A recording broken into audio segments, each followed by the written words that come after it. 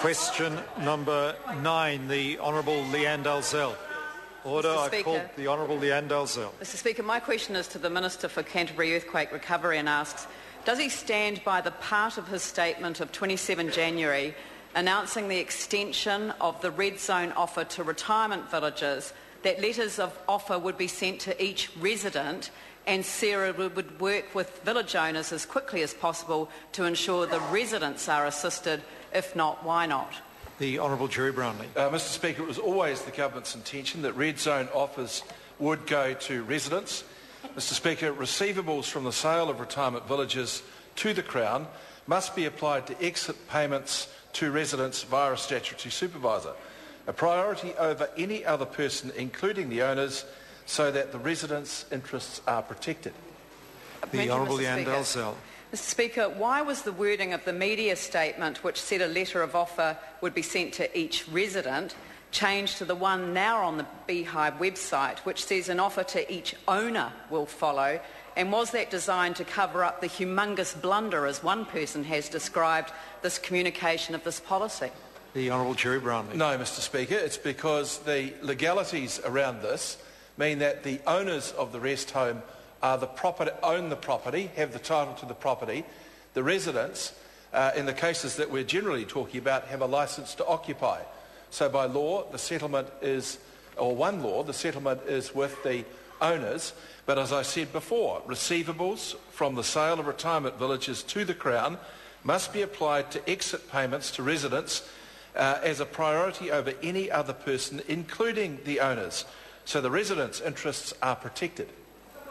The Honourable Lianne Dalziel. How has he responded to the son-in-law of one of the former Kate Shepherd residents, who was advised by his colleague Kate Wilkinson that the government was not about to make Lance Bunting a rich man and that the government was going to look after the residents, in light of the statement from his own office to Kate Shepherd Garden's statutory supervisor that there is no wider policy decision providing for top-ups above contractual obligations for residents? The Honourable Gerry Brownlee. Mr Speaker, my advice is that the rest home that is mentioned by the member in this question has affected exit payments with all of its residents, bar a few who are still waiting to have their situation reviewed, and that it is currently, as my advice is, a matter between the residents and the owner. But by and large, the particular owner you mentioned has settled with his residents, unlike another owner who has the expectation of an $8.712 million settlement from the Crown, $5.2 million worth of obligations to his residents, but is enlisting the help of some MPs to see if he can windle more out of the Crown. The Honourable Lianne Dalziel. Supplementary, Mr Speaker. Can the Minister confirm the advice that I received from CERA that residents do get the first call on any money that legally goes to retirement village owners? It's like being a preferred creditor.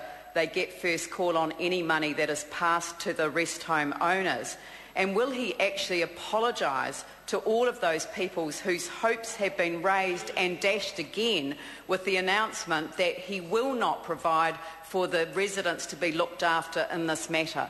The Honourable Gerry Brownlee. Mr Speaker, I repeat for the third time, any payments made by the Crown for the sale of rest home or retirement villages must be applied to exit payments to residents via a statutory supervisor, a priority over any other person, including the owners, so the residents' interests are protected. That is exactly what the member has asked for. It's what we're doing.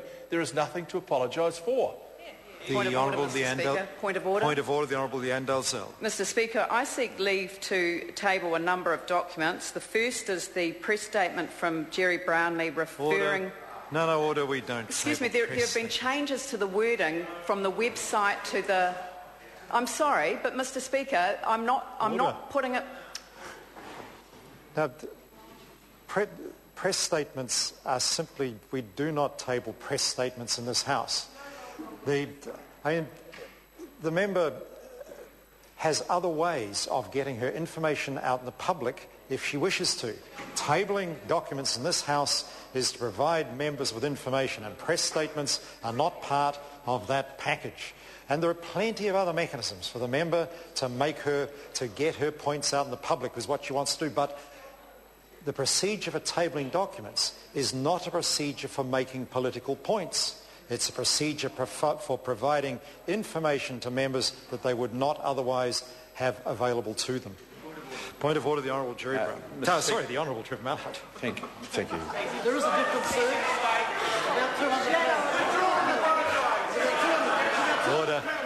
Order. I apologise indeed. Yeah.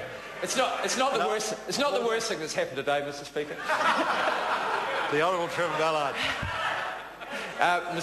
Mr. Speaker, I want to hear this point of order. The Honourable Trevor Mallard.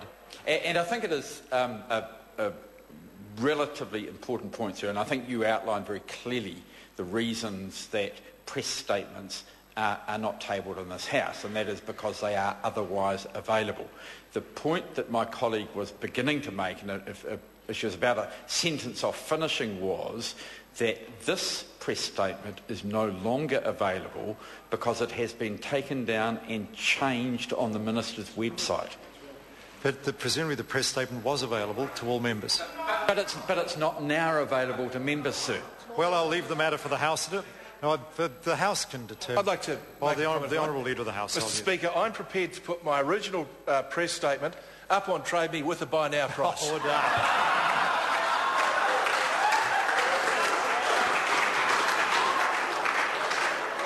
I guess... No, I'm not going to have any... I guess several members have got away with points of order that are not points of order today, and I blame myself, but I guess there has been some humour around all of them.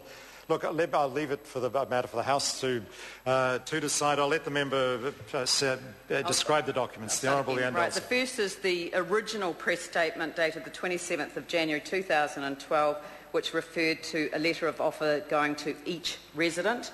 The second is a summary of the SMS text messages with CERA, where I was trying to get details of the Red Zone Retirement Village announcement, as the advice I'd had from the press was different from the statement I'd received from the Minister's office.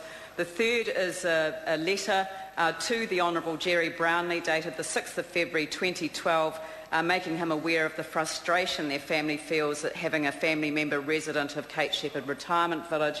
And the last document, sir, is the email from Peter Orpin, the statutory supervisor for Kate Shepherd Gardens, explaining that he'd spent several hours researching the matter and regretting to inform that the additional funds would not be forthcoming. Members sought to table those documents. Is there any objection?